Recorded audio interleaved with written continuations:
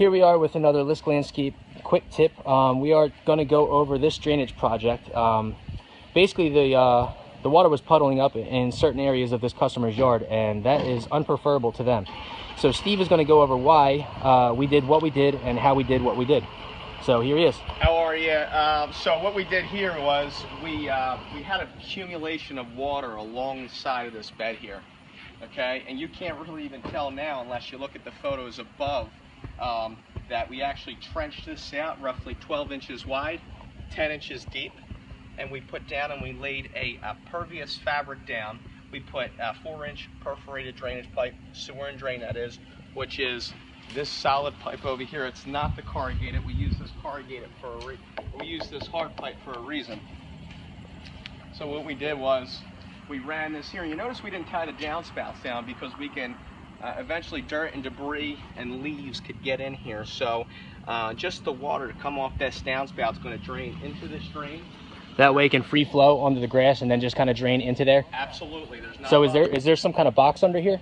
No, there's not a lot of soil. There's just the sod itself that we put back in, a little bit of soil, roughly probably 2 inches, 2 to 3 inches. And then below that we have a channel of perforated pipe, clean stone wrap.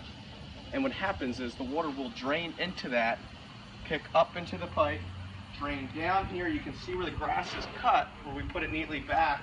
And another thing, minimal turf damage. We have this downspout. Yeah, you know what, can I pause for a sec? I just want to show people and pick this up just to show them how.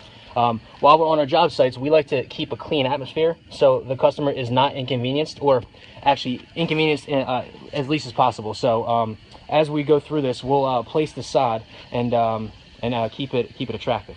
So this pipe right here, this downspout's not tied in. It does flow into this French drain system, okay, and it cuts off here.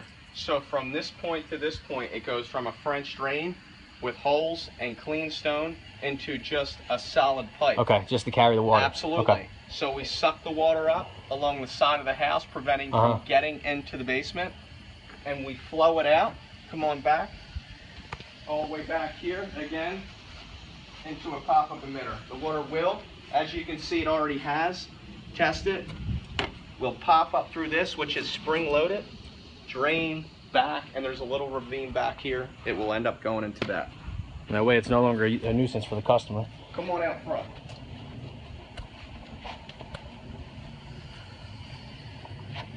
You guys will be able to see this other side here. It's actually not a finished product yet. We're still in the midst of it, so you'll get to see the nitty-gritty while it's getting done. So we're testing this drain outside here, and what we did the same thing. We ran a French drain across from all the way in the corner where the blue house is, all the way around, trenched it, all clean stone, perforated drainage pipe. There was an existing pipe from this in the corner that ran under here. Problem is, it pitches towards the house. Now, we could have done a couple things. Up in this gutter, we could have eliminated this gutter, had this top gutter, run into this, and drained everything this way, ultimately back behind the house. We also could have ran that pipe here across into a channel drain, cut this, re-poured the concrete or asphalt, ultimately leading again back to there. But the quickest thing to do now, just to test it, was to cut the pop-up there. Again, the pop-up, this is not tied into the French drain. It just flows in. When it flows in to the French drain, it gets picked up, solid pipe all the way out here.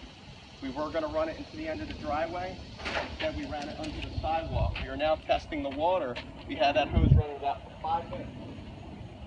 As you can see, the water is flowing, and we are having proper pitch down here. And this will dissipate